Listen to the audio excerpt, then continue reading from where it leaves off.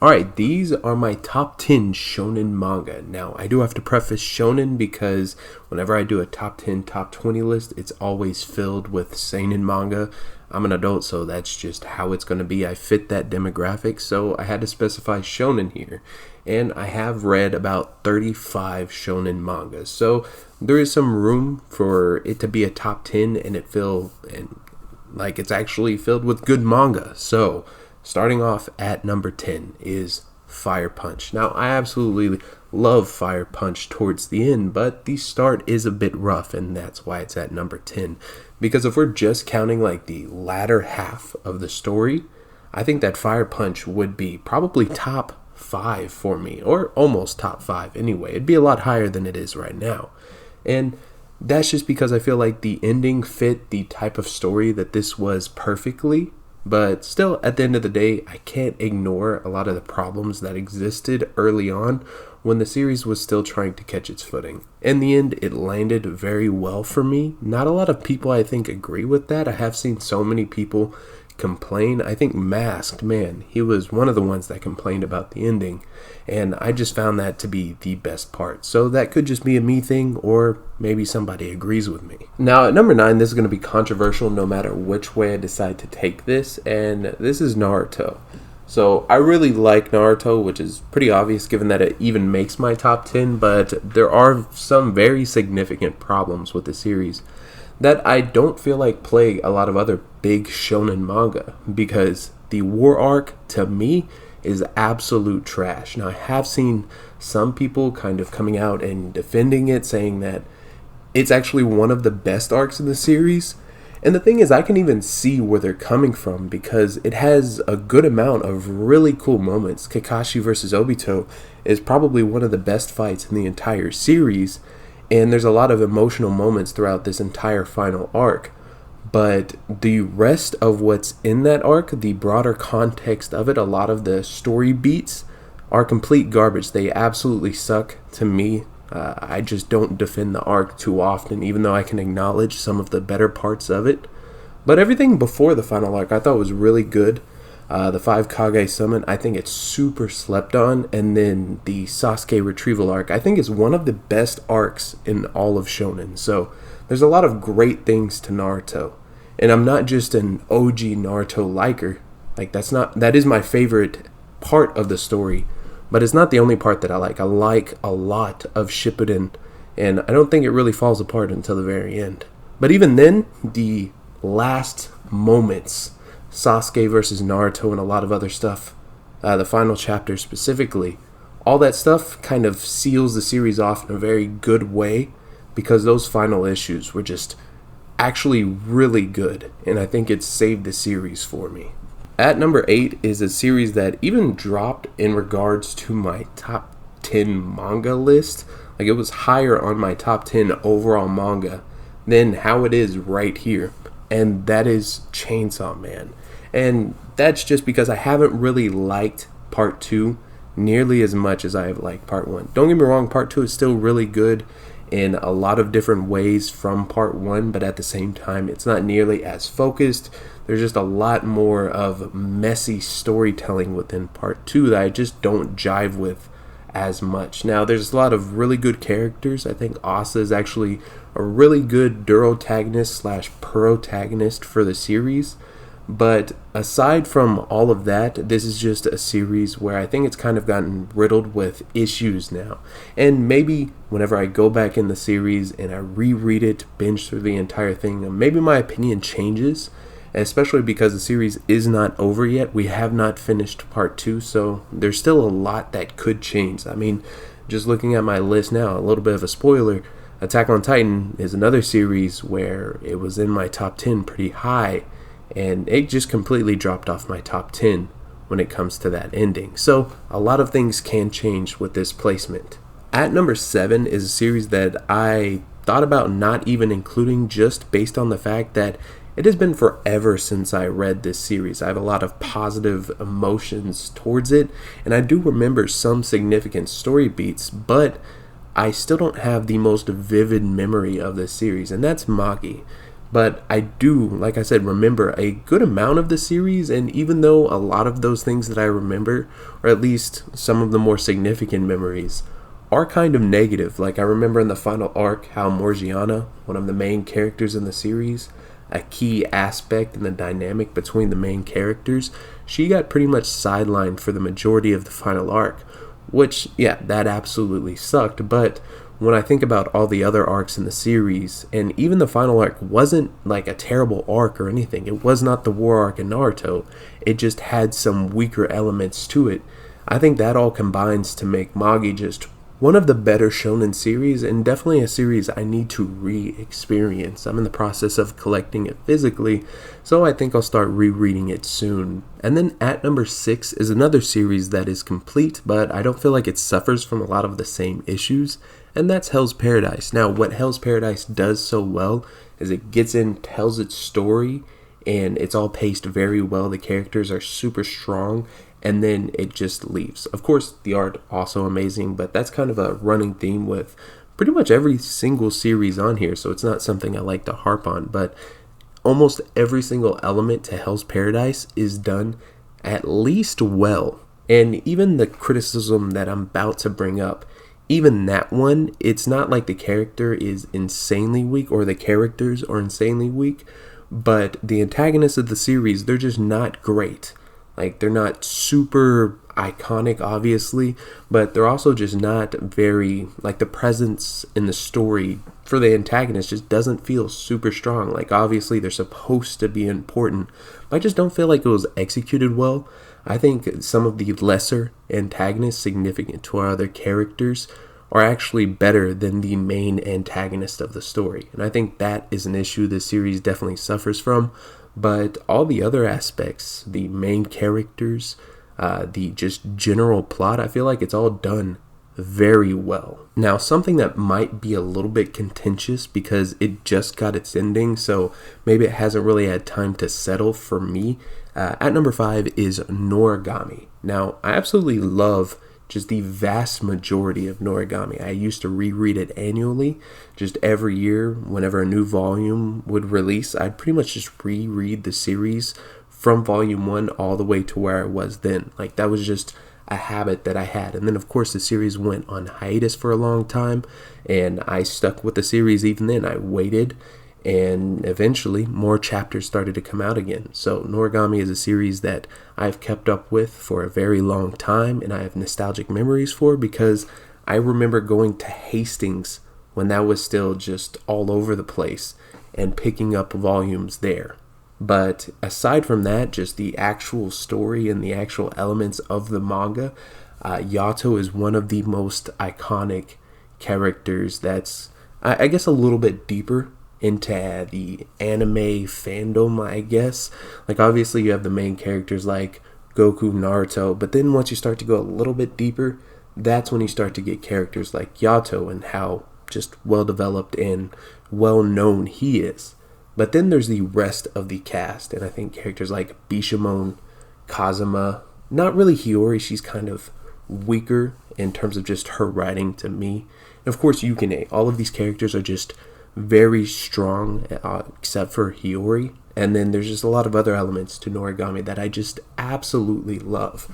The point of contention is the ending, though. The ending was not great, but it also wasn't the worst thing. I think the arc as a whole was actually just very interesting throughout, and the last couple of chapters could have ended in a very interesting way. But it didn't end in an interesting way. It felt like a cop-out in almost every single way.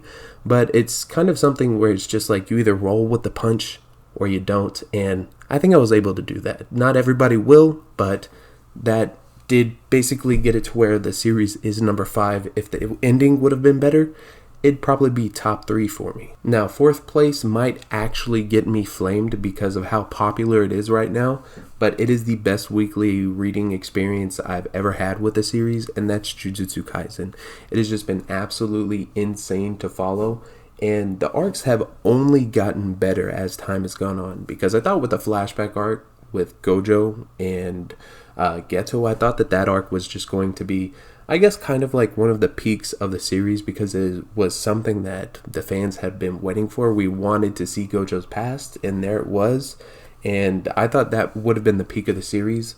And of course, the Shibuya incident arc came out, and that was just absolutely insane. And then the Rescue Gojo arc came out after that, and it's just been an insane journey. Now, I still would say Shibuya is the best arc in the series, but I feel like it's just progressively gotten more insane with a lot of the story beats. There's a lot of controversy surrounding the series still to this day. A lot of people criticizing Akutami in basically every single way because they don't like some of his creative decisions, which in some ways is fair, but the extent that they go is just absolutely insane. It's going to happen whenever you have one of the biggest fan bases on the internet. I mean, just look at the fan base before it got popular, and now that it is popular, it's completely like night and day.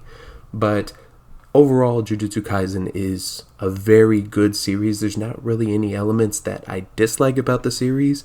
I don't even think that the beginning was super weak. I think it definitely pales in comparison to where the series is now.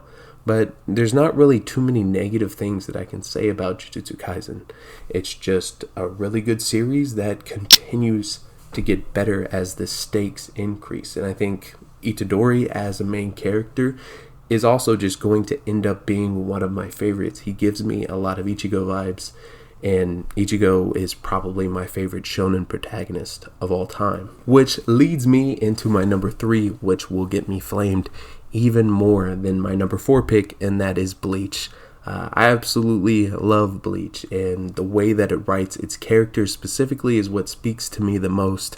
I think that the cast as a whole, especially when it comes to like the Gautier 13, the Arrancars, even some of the Quincy's, like the character writing there is just incredible at times. Now, obviously, Kubo picks favorites. You're going to see a lot of Stern Ritter that just don't have that good of writing, but then you get to characters like Basby and his dynamic with Juggerm. Even though, of course, of the two, Juggerm is just a super hollow character, Basby, on the other hand, is not. And that's just how Kubo's writing is. He has one of the largest casts in any shonen manga that I've ever read, and it just continued to grow throughout the series. And that's definitely a criticism that I think is valid. The cast did get too big, and he did rely on the Gautier 13 so much, and that might not be his fault specifically, that being Tite Kubo. I think it was his editors that forced him to bring the Gautier 13 into the Fullbring arc, which a lot of people thank the editors for, but I do think it harmed the creative vision of that arc specifically, which, just throwing a little bit of a hot take, Fullbring arc is just super underappreciated and just blatantly misunderstood. But when it comes to the other story arcs in Bleach, I think that Soul Society is the best arc that I have ever read when it comes to shonen manga. And of course, Hueco Mundo is kind of just like that arc again, changing up a few things. But when it comes to Bleach being repetitive, I don't really think that criticism has a ton of weight, because it's just those two arcs. Once you look at arcs aside from those, the first arc of the series, every single arc after Hueco Mundo, then that criticism just doesn't have any weight, because it's not the same arc over and over again. It just doesn't, it's just not a valid criticism in my opinion. But that's just my opinion. Some people may disagree. I already talked about how much I love Bleach. I feel like I spent the entire time just making excuses for it. So you can definitely see my bias for the series, and it is another series which is super nostalgic for me. That's not to be confused with me saying that the series is actually just pure nostalgia enjoyment, and that's the only reason it's here. I think it's actually written very well. Kubo is a very underrated writer, in my opinion, especially when it comes to a lot of his foreshadowing. I feel like people just blatantly ignore that aspect of his writing. But that leads me into number 2, which is completely changing things up.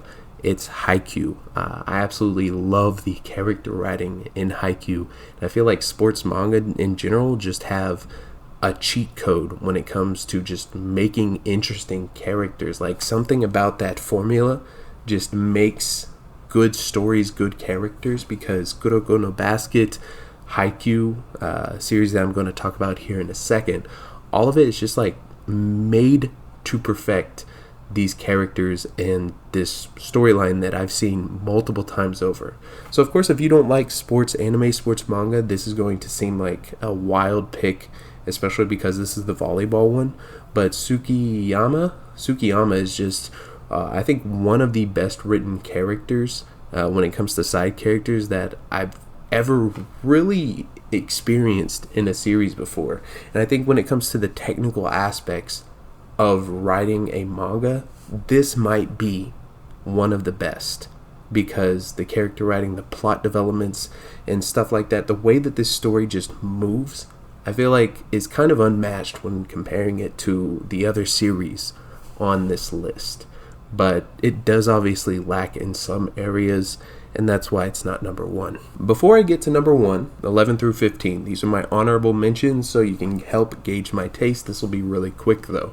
At number 11 is Grappler Baki, and that's just because the series did surprise me in almost every single way. I was not expecting it to be as good as it was. Number 12, it's a sports manga. I do find myself loving sports manga, and that's Blue Lock, but it's made it up this high because it breaks the formula that I was talking about for Haikyuu completely. It basically just goes against the grain, and it does it very well. At number 13 is a series that people are going to be pissed isn't on this list, and that is One Piece. One Piece has a ton of issues. It has a ton of arcs where I just feel like they just kind of blow. And while it does have arcs that kind of just are the inverse of that, where they're really, really good, some of the best arcs in shonen probably, there's just too many flaws in the series for me to overlook. 14, Dandadan. I need to give this one another shot, not because I dropped it, just because I caught up and I haven't read a single chapter since. And then at number 15 is Blue Exorcist. Honestly, this series is super solid, but it's not really more than that. Like, there's not a ton of issues, but it's also not amazing either. And then at number 1 is my, in no way, just bias coming in. It's Slam Dunk. I absolutely love Slam Dunk, and what I think that it does better than Haikyuu and any other series here is just the dynamics between the characters. The way that they interact with one another just brings so much personality to the series, where it just, a lot of times, it sounds so corny now that I'm actually spitting it out of my mouth, but it feels like the characters aren't even characters. It feels like they're real people. Now, I get that that sounds very corny, very stupid, but it just is how I felt sometimes. Like, they just felt like they could be real people. That's a less dumb way of putting it, a less just kind of cringe way of putting it. But when it comes to the other aspects, one of my other favorite parts of the series is seeing Inoue develop as an artist, because at the beginning the art is actually not super strong. Like, you can look at it and you're obviously, it looks good, it's better than I could ever do, but then you just look at chapter 1 and then go to the very final chapter of the series, and it'll just blow you away by how much the artist developed over time. And that does offers something else with the series, where the main character of the series, he develops his basketball skills, his understanding of the game as the series goes on. It will, so there is an added value when it comes to this series, and just the development of the author coinciding with the development of the characters. And I feel like that is just something that ended up being super valuable, even if it wasn't intended at the beginning of the series. But yeah, that's gonna be pretty much it. I see this going one of two ways. Either a lot of people see this and I get flamed for some of my takes, or not a lot of people see this and I dodge getting flamed. But I'd prefer the first one.